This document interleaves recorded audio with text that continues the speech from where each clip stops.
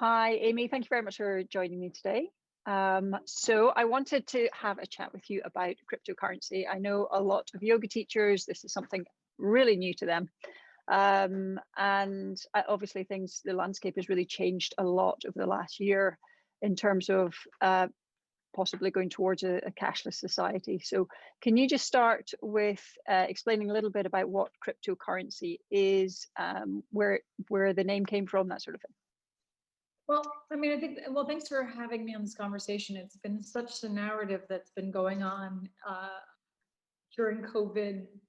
It just really has been the whole thing that people have really been curious about: crypto, Bitcoin, NFTs.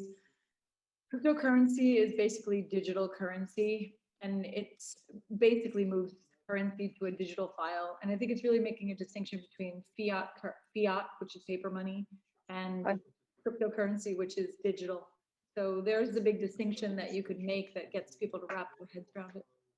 And it all came about, it originated with Satoshi Nakamoto in 2009, who solved the problem of a peer-to-peer networking system, peer-to-peer payment system, which in essence is the Bitcoin white paper, which I always recommend to my clients that I coach in crypto to read that paper. It's pretty dry. It's about 11 pages, but it does give an indication of the big problem that cryptocurrency solves in an algorithmic fashion in the back. Okay, well, we can include that article where we post this, so people can sort of check out and have a look. I can provide and can you explain a little bit about the different types of cryptocurrency? Bitcoin is the obvious one, but I'm not sure people are too familiar with. You could look at it. You could look at like different types of yoga, right? There's different types of yoga, right? And let's say, the biggest is Ashtanga, Ashtanga and Hatha based, right? So you could imagine this is similar to Bitcoin and Ethereum. You have two of the big ones, but then there's like every other type of yoga that is spun off of these systems over the decades, right? So it makes it that clear and concise to just kind of look at what the yoga world has done with yoga, and imagine that the finance world and the currency, the fiat world, which is paper money, is also doing the same. And with that said, the technology beneath that is Bitcoin blockchain and Ethereum blockchain, but there's over 6,000 more. So they're not just these two, there's others. But these are the two most popular ones that you're hearing about a lot today in the news, in tech news around the world, in the magazines, especially with the Coinbase IPO that just happened 2 days ago. Okay. And when did you kind of switch over? What do you invest in, or what do you use at the moment? I think the unique part about it is that I always like giving a disclaimer that it's not financial advice. It's literally just education and research purposes. I do that purposely because I'm not a registered financial advisor. However, my background in fintech and finance and working in business as well, not just being a yoga teacher, I'm also a fintech consultant. So I have a bit of this yin yang to me. I think ironically, I heard about it first in 2011 in Las Vegas at a wellness conference of chiropractors. Okay. Which was wild. And I think back then you always have someone in your network that has a story of like, I should have got it back then when it was $1. And it was really something that many of us were like, wow, is this really going to be able to change the narrative around equality? People being able to have, sovereignty over their money. Could it really do that? And I was a little skeptical back then, but I was also still positive and philosophically connected because I was practicing yoga, but I let it go. And then I moved to Europe, and then I was like, wow, it's coming up again in conversation. So it was at that point that I started lurking in the background and started studying, because being an expat in Europe, I didn't really have many people that I could engage with. So I just went into the books and I just started doing research, and I was working and still consulting. So I just kept on bringing the pieces together. And then I started to realize the big problem it was solving, that 80% of the world does not have access to financial institutions. That is really a massive, massive oversight on the part of our societies today.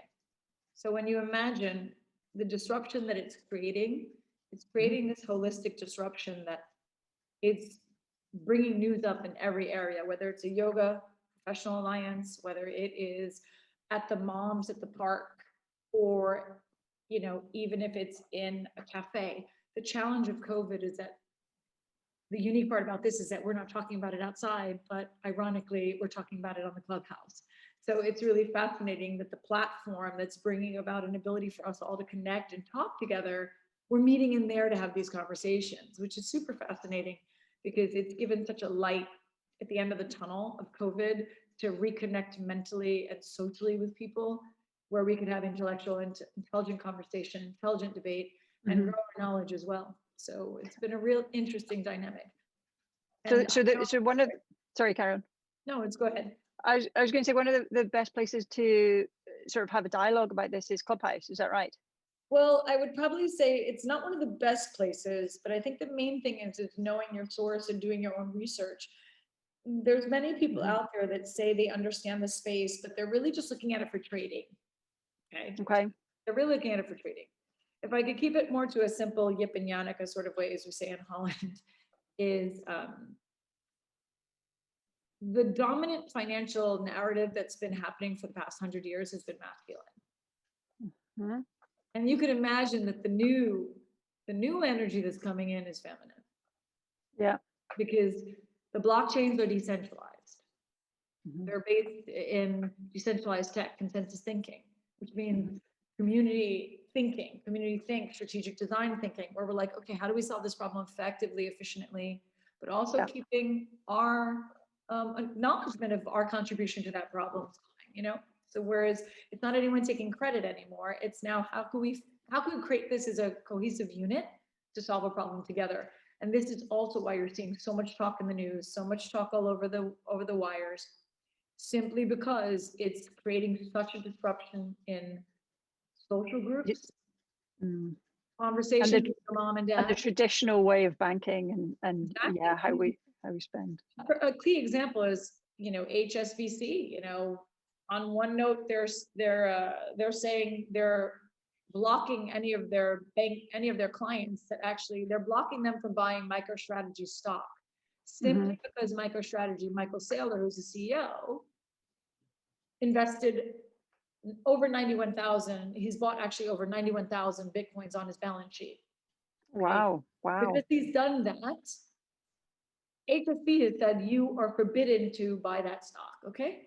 But what's really fascinating, it was only last year that HSBC had one of their persons in Latin America surrender for bribery, for drug lords and cartels. I'm just like, oh my goodness. Did you see what I'm saying? People will say that it was nefarious. People will say cryptocurrency is nefarious. I would always say, look at the source of the person who's saying that, right? One of the things I've noticed teaching yoga for over 3 decades is that when you challenge someone's belief system, they will come at you. They will come at you. And every single yoga teacher that's listening to this, that has been teaching for over 20 years, notice how I'm going to distinct it, because this is the old way of how we were raised in teaching yoga and how we were educated teaching yoga, is going into the uncomfortable, being there holding space for our students. Even though they may be triggering us, we hold space for them. Yeah. But holding space for them means that maybe we might trigger them.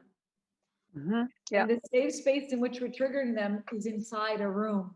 We're not doing it outside. We're not, we're doing it in the contents of the mat, okay? But we still could trigger them.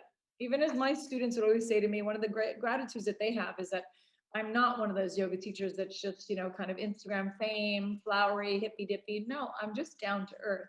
And that connection to being real for them is so relatable during a time in the world where everyone's hiding behind masks. So when you look at the cryptocurrency narrative right now, people are tired of the banks taking, not giving us interest on the bank accounts, bullying us and beating us up during a pandemic to pay bills that we can't even afford to make because we're not working, or our businesses are shut down, or we've had completely upheaval in our family, whether they've been a frontline responder or not. So there is just a lot of lack of compassion that sits in the centralized financial ecosystem. And in essence, I really am quite hopeful and passionate that the decentralized financial arena and cryptocurrency, BTC, Bitcoin, Ethereum, ETH, they will be the leaders of the charge, which they have been since 2011, since late 2000s. Yeah, I think you're right. I think the veil is kind of lifted now on these large institutions, and there's a lot of distrust now with globally, worldwide. Um, so okay, so just getting back a little bit to your personal experience, what cryptocurrency do you use, and what do you do with it? Do you invest, or how does it work? Those are great questions. And again, it's like a broken record that I have to give the disclaimer that it's not financial advice. I'm not a financial advisor. Yeah. I just happen to be someone that's a technologist that understands, and I understand finance. So I just decided to understand and teach myself. So I just started to follow Bitcoin and Ethereum simply because their narratives are the strongest. And like you said, people are wanting to trust something and they're not trusting the banks. They're not trusting people to be a custodian of their money or their wealth or their development of wealth. And for me, those are the two main ones that I see are super, super important. In terms of trading, again, this is a massively super volatile market. I would not ever recommend any trade ever, simply because it's just too volatile. It's just too volatile. Unless you understand really the depth of what you're doing, you really could get wrecked, as we say in the world. You could get wrecked. So I always tend to tell people, it's just information. This is just research that I've done. This is how I've learned. And, some of us have to learn by getting burnt as well. So, I've gotten a little bit burnt as well, but that's how I learned. But I didn't have to learn that way. I could have listened to one or two other people, but I wanted to get a little feel for it. So I always say, it's a bit like gambling at your biggest casino. You don't go in there with like your whole life savings and your mortgage on your house and place it on blank. Sure. You don't do that. The odds are not in your favor. It's in the house's favor. But if you go in there with like 100 quid, maybe 500 quid, okay, that's your bandwidth. And I think that's what's super important right now. And the differentiator between Bitcoin and Ethereum is Bitcoin has what we call a deflationary aspect to it. And for those that are not familiar with finance, let me take it to a house or something you own like a car. When you buy a car, you buy a house, it depreciates. It's an asset that depreciates, but it also can appreciate. So it could go both ways, okay? Sure. A car depreciates. Yep. So let's say, let's use the analogy that it was good. Let's say Ethereum's the car. No, let's say fiat, your pound and your dollar is the car. Okay. And let's say the Bitcoin itself could be, it could be your land. It could be your land. Because your land, no matter what, your land will always be worth something. Sure. Notice how I said land, not the house. Yeah. Yeah. Because the house could go up and down depending on market conditions. Bitcoin is a technology that's disrupting and solving an algorithmic problem that has not been solved ever. And Satoshi Nakamoto in 2009 solved this algorithmic problem through the blockchain technology where Bitcoin was built on. So now if you imagine, this is a disruptive tech, and it will be disrupting 9 industries. And the first one was finance. The second one is the creator world, the art world with NFTs. So this kind of brings us into a little bit about NFTs. Can you just explain what it means, what it is, how it all works? NFTs are super fun. They're the creator side of the whole. It's the creative piece of the cryptocurrency space, right? There's 9 industries, as I stated before. One of them is finance, and now we're going into the creative side. But this is also a really fascinating space because for the first time you're seeing artists and creators be able to earn money off of their artwork without having to have a gallery manager, without having to have an agent. So provenance is being proven. Provenance is being proven by the blockchain. So it's super fascinating. And the distinction is that Bitcoin is a fungible token. Bitcoin, Ethereum are fungible tokens. And the NFTs are non-fungible tokens. And non-fungible tokens means they have a rarity to them. There's a one-of-one provenance that could be proven. Like an original artwork piece or something. Exactly. Original work. It's the best way to put it. Because what happens is you you can't duplicate it because it's into the blockchain. So you can't replicate that number, because if someone sees it, or if we go into the blockchain and look for that code, that hash, it can't be repeated. Yeah. So you'll know. Somebody explained it to me. Somebody explained it to me that Banksy, the artist Banksy, he had an original artwork piece. He took a photo of it, he uploaded it, and the digital version was the NFT, and then he burnt the original tangible artwork. That was actually someone I knew. Oh, that really? Was a stunt that was done, but yes, you're correct. Oh. That's actually how they proved provenance. That's actually how they proved what it would be, which was very sensational. Sensational, but then there was two schools of thought on art there, right? There was two schools, like they spent 100,000 on that Banksy, and then they burnt it. And they made the digital of burning it. They made the NFT, which is creative artwork, which is of the burning of the NFT, the burning of the Banksy. So now you see someone burnt the Banksy, and they made artwork out of the burning of the Banksy, but they burnt 100,000 euros of an actual Banksy. So, and this brought a lot of controversy to the art collector world. Okay. So it's just an example of how the dynamics that you would experience in a regular art world, you could experience it here as well. So those things would be similar. But the main efforts is that the one part of the NFT space that no one's even looking at yet, or we're now starting to look at it because I'm in talks with a couple of fashion companies, is in the e-commerce space. It's in the fashion space to prove authenticity of a product.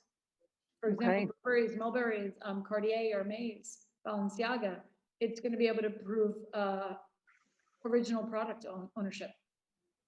Wow. It's a whole new world, isn't it? It's a whole new world. Okay. So if somebody's interested in kind of getting involved in this, what are the steps that they should take? How can they kind of get involved in it? What platforms do they use? How can they get guidance, that sort of thing? I think the first step would be get educated in the space. Get educated in the space a little bit. That'd be I always say that's the first step in anything. Knowledge is power. But also wrap yourself around the concept. So get educated. You know, I'm happy to drop a couple of reading materials that are very helpful for people to get started in, that you could provide our community. From there, I would say, you know, I always am the type that learns by doing. Yeah.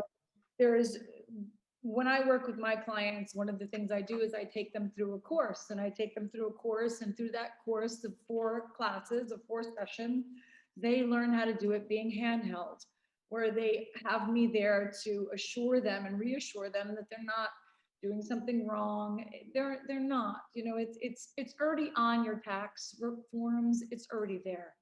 There's already the little checkbox on your tax forms. It's already there. So this isn't something like the government, the IRS don't know it, or the HMRC do not know about it. They do. They do. This is not something they don't know about. I think the key here is they're just looking at the people that are nefarious in their intention. They're not looking at like the yoga teacher that's just trying to dabble in it. You know, it's okay. I don't see it. I personally, in my opinion, don't see that as a red flag. If you just want to test it out and spend it's like if you go and spend $100 at the casino, or 100 pounds or 100 quid. You know, I never suggest anyone using more than what they would be afraid of losing.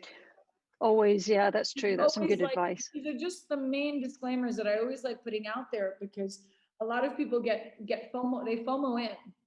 And they FOMO in, they get burnt because they're listening to information coming from sources that, with all due respect, if you're seeing this coming from sources that you're researching on Google, it's already too late, which means I'm actually involved in the industry. So I'm actually working with blockchain and working inside the inside space, right? So if I see something already on Google, that was something I already found 3 months ago. Do you see what I'm saying? Okay. So Good.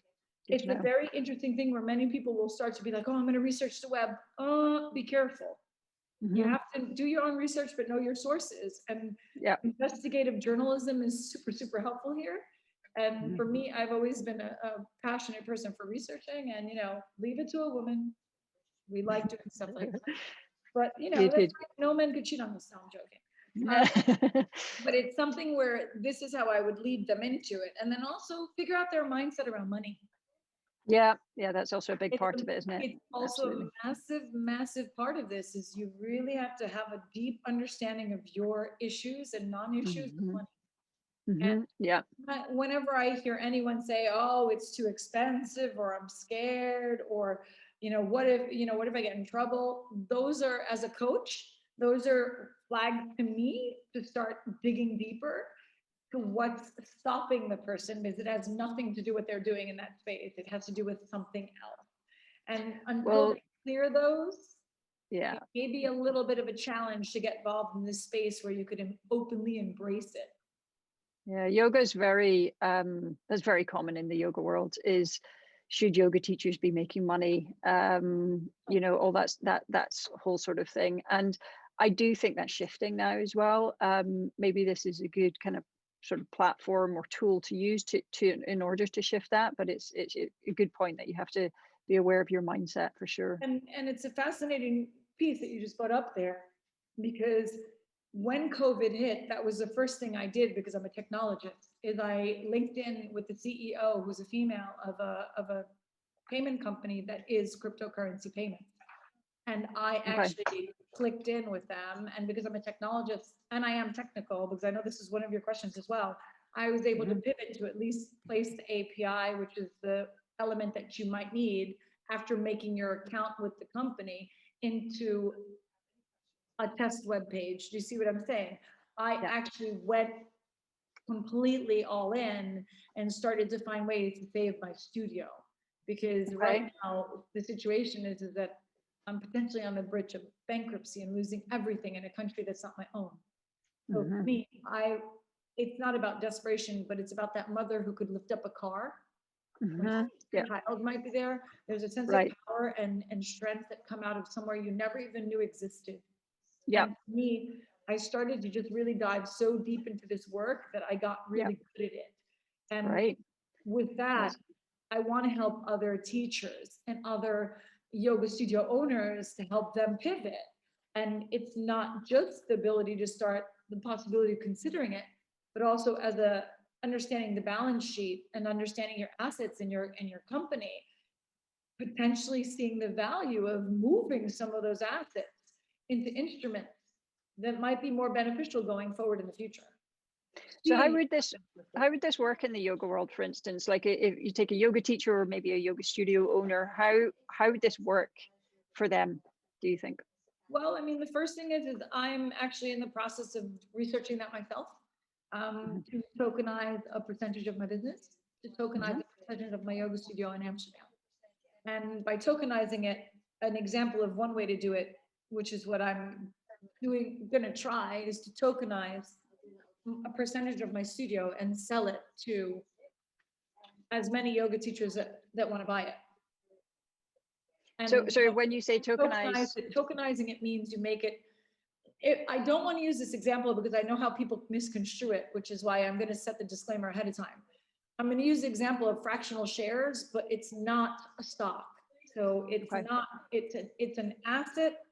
It's already been deemed a better asset class than gold by the CEO of BlackRock Capital yesterday.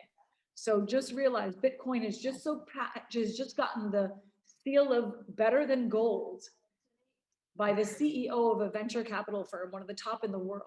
So when you see this, I was perceiving and thinking in my head creatively to tokenize part of my studio ownership, enough to keep the studio going, or as well enough to pivot it and make it into something even more interesting, to be more agile.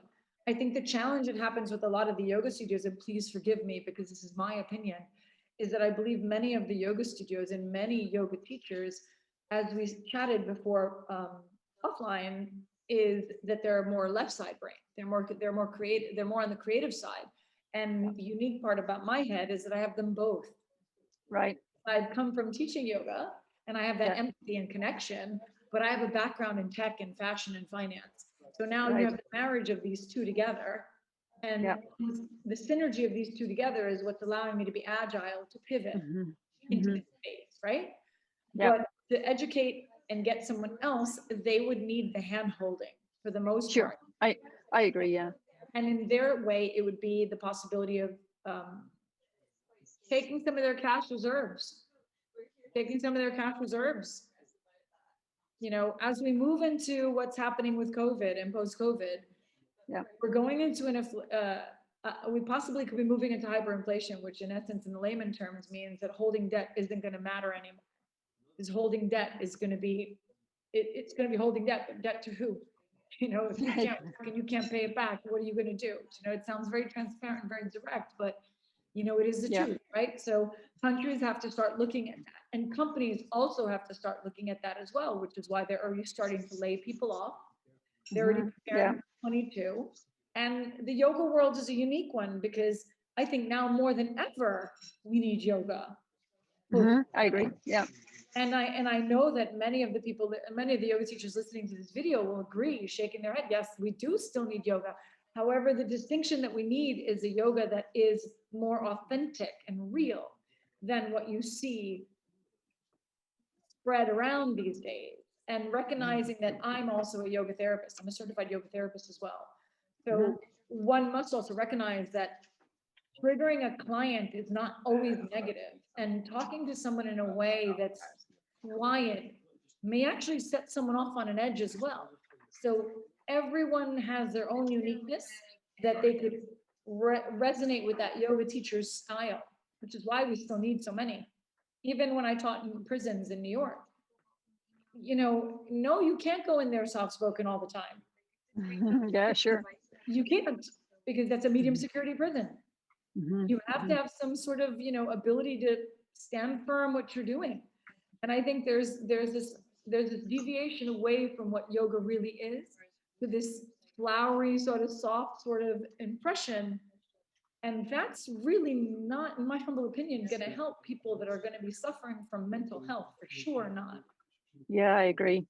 I mean, I always think of kind of money and currency of any kind is just kind of energy. It's an exchange of energy. And I think you're quite right that we are at that kind of precipice of things changing and consciousness particularly just changing, and how people view things is changing a lot. And I think it sounds from what you've said that Bitcoin particularly, but also just cryptocurrency is a major part of that. It's definitely a catalyst to this movement, and COVID has been as well.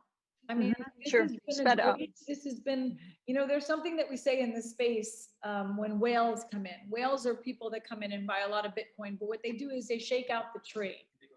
Yeah. And I feel like COVID for the yoga world has shaken the tree.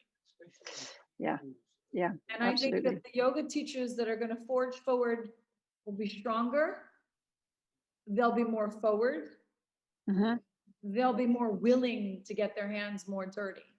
To help more people. And they're not going to care very much about what people are saying around them. They're going to serve more. And that's going to be the distinction of when I say that the tree, they're shaken out of the tree. I think that COVID is going to distinguish those yoga teachers that have been trained and educated and understand the dynamics of being in this space at different levels. Versus those that maybe just came in because it was like, I just want to, I want to travel the world and be a digital nomad, and I want to teach yoga, and I want to, because online teaching is a challenge to navigate when we're dealing with complex trauma, which is what we're going to be dealing with post-COVID, is going to be complex trauma. Yeah, it's a very good point. And just in terms of somebody who's maybe just not technically very savvy, would you, which I would say a lot of yoga teachers probably are not. I think it's, you'd probably what's say the best approach for them?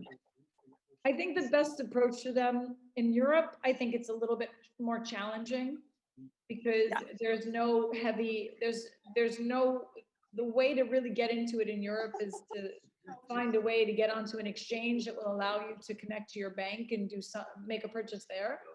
Not financial advice, but just showing you where they go.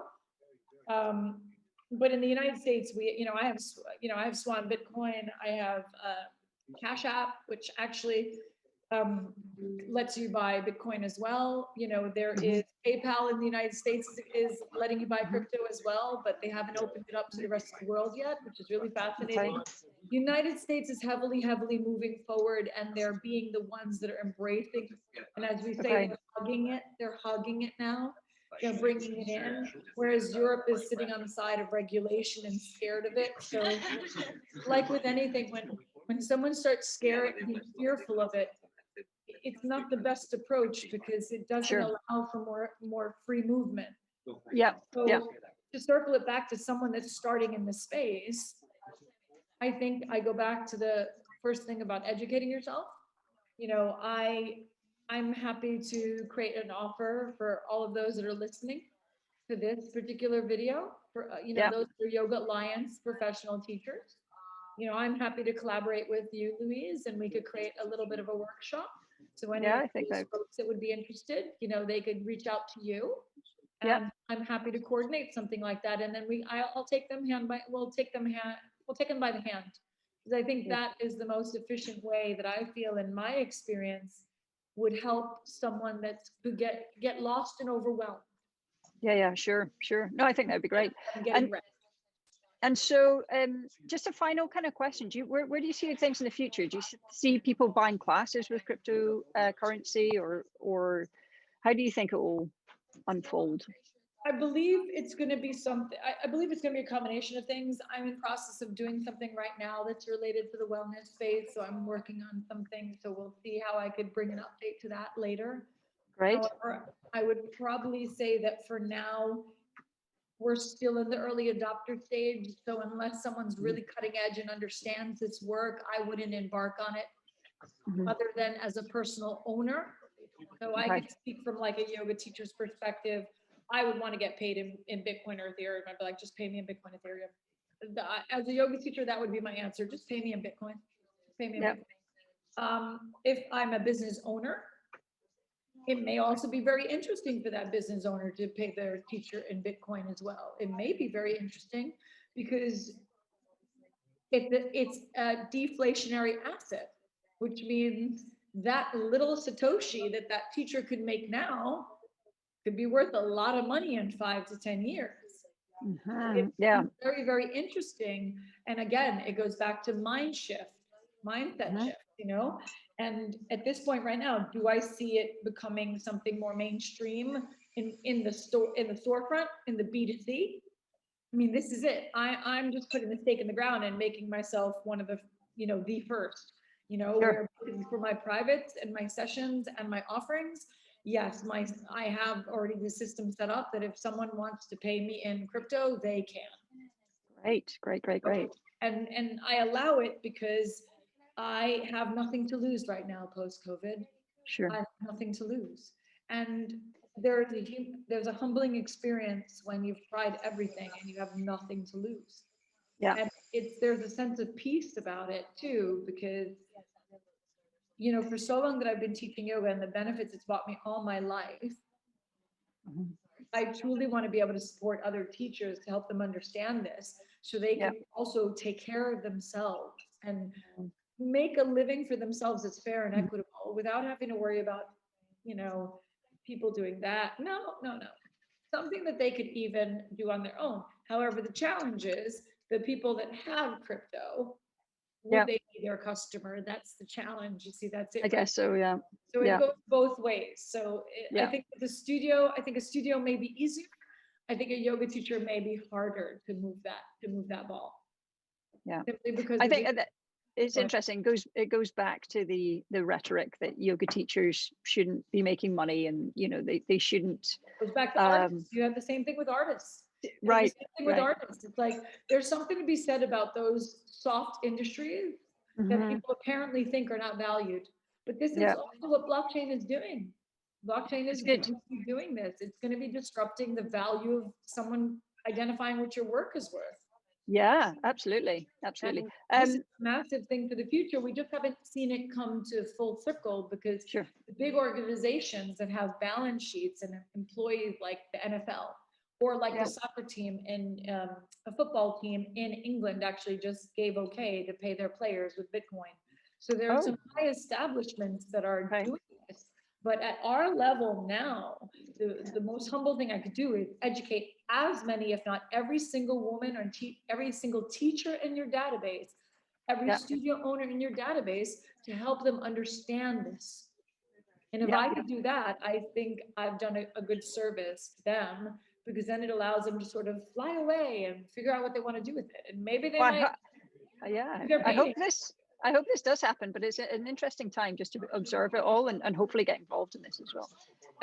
Just quickly, how do people pay tax with it? Presumably it's where you're domiciled, is it?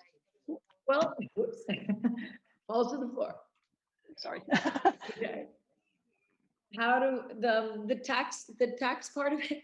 The tax part of it is interesting, but not really super complicated unless you're trading, which is why you have to watch on the trades, because the trade, it's on every movement of the event. Okay. But every country has different taxations. Yeah.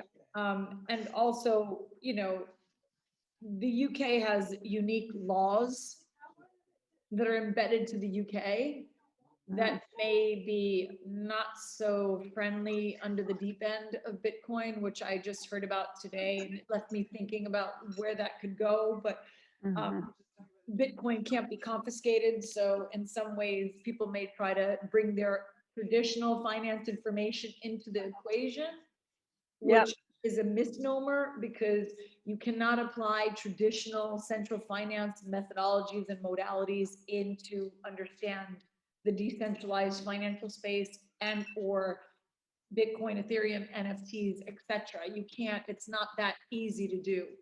And I think too many people that are in this current space, like taxation and finance, they want to sort of put, you know, they want to put lipstick on a pig, but it's still a pig. Bitcoin and Ethereum are still cryptocurrency, but they're going to try and treat it like it's traditional finance, but it's not. So no matter what they do to it, it's still not traditional finance. And the unique part about that is taxation occurs based on your domicile, also what you're doing with it.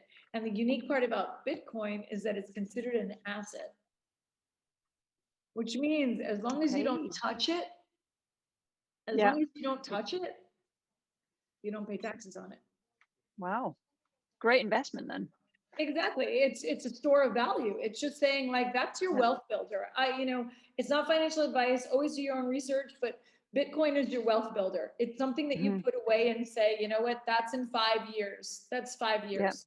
And most of my clients, they DCA, they dollar cost average in, which means they set a reoccurring amount in their app, and they let it take 50 quid every week, and they don't bother with it. They just let it go. So for those that, like you asked, for those people that don't want to get their hands dirty and don't want to do anything, you know, what most of my clients that are like that, they walk away with the knowledge after some coaching sessions, and then they just DCA. Then they just do it like, oh, I'm just gonna, you know, let it take out of my account, and that's it. Because they forget about it, and then one day they come in a few years later and they're pleasantly surprised. Lovely, that sounds good. And a nice way to dip your toe in the water, I think, as well. Of course. Good. Well, all right, Aimee. Were there any other questions, or do you think you're welcome to kind of let people have open-ended questions that they could supply to you, and then we could always come back a second time around. Yeah, absolutely. Also address those questions if they're interested in a little bit of a workshop. Yeah, I think that could be really good. A nice idea.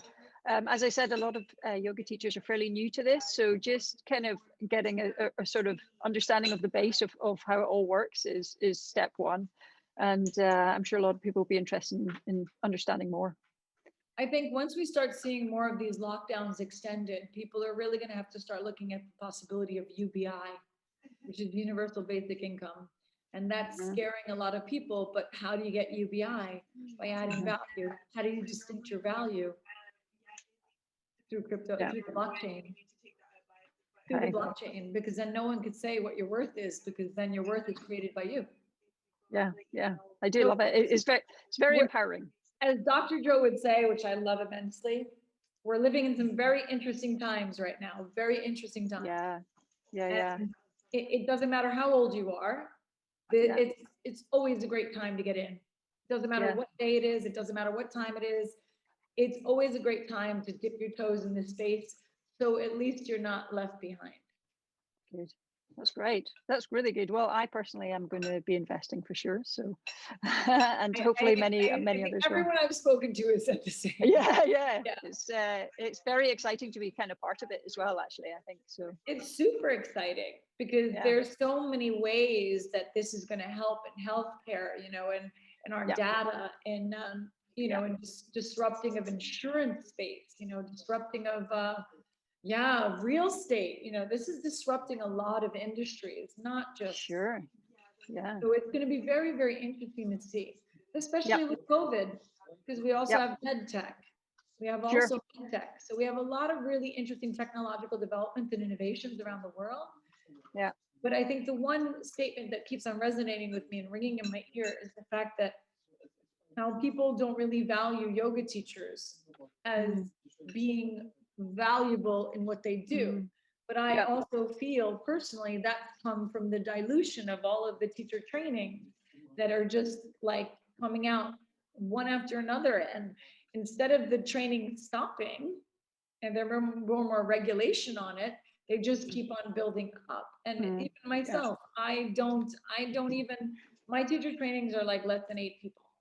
I don't even want to have more than that, because I just feel like at this point, it's so, as in the words of A.G. Mohan, when I saw him speak in Amsterdam, I started yoga in 1984. I started teaching in 1989. That's a good 30 years plus of yoga. And in the past 25 years, 30 years, it's deteriorated. Yeah. Of what it is has become more a money-making aspect, or like an advertisement, like Instagram, or like a branding thing.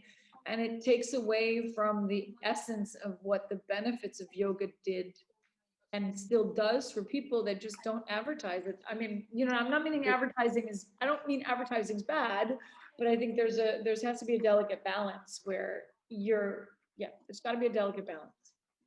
Yeah, I think it's absolutely right. The practices are what they are. They're very simple things, but because it's popular, it becomes a business, and therefore it attracts all that sort of stuff. So that can be problematic, and it's in everything. It's just the evolution, I think, of stuff. Exactly, but it's also, as my teacher said to me in Canada, he said the same thing before he passed away, because I actually had the honor of taking classes with Swami Satchidananda. Oh, wow. Honor of taking classes with Swami Vishnudevananda when I was in my 20s. So all I'm describing is that they also always said that the true yoga will always survive. Will always. Sure, yeah, of course, yeah. And I've already heard of quite a few studios closing, but I'm still fighting the good fight, because I believe in the practice, and my studio is really basic. It is. It's the practices will always prevail, and they're always there. The best relationship really you can have, because you can kind of go away from it but come back to it, and it's always there. It's a fantastic thing. So we can definitely agree on that for sure. Totally. Well, I hope that this helps everyone. I hope that it helps, and I think it will. Questions, please, you're welcome to follow me on the Clubhouse, because I'm in there. Anyone's in the Clubhouse, welcome to follow me. There's a lot of information in there too, but it's also not 100% accurate. You can follow me. But and there's always the opportunity to set up something that's specifically for us, because I think that's something that really makes it quite special, because then at least we could share our own learnings, and we could work together in pairs to understand what we're doing and to go deeper, because I've only scratched the surface. Great. That's great. Well, we look forward to hearing more about it. Thank you. Lovely. Thanks very much, Aimee. Very welcome.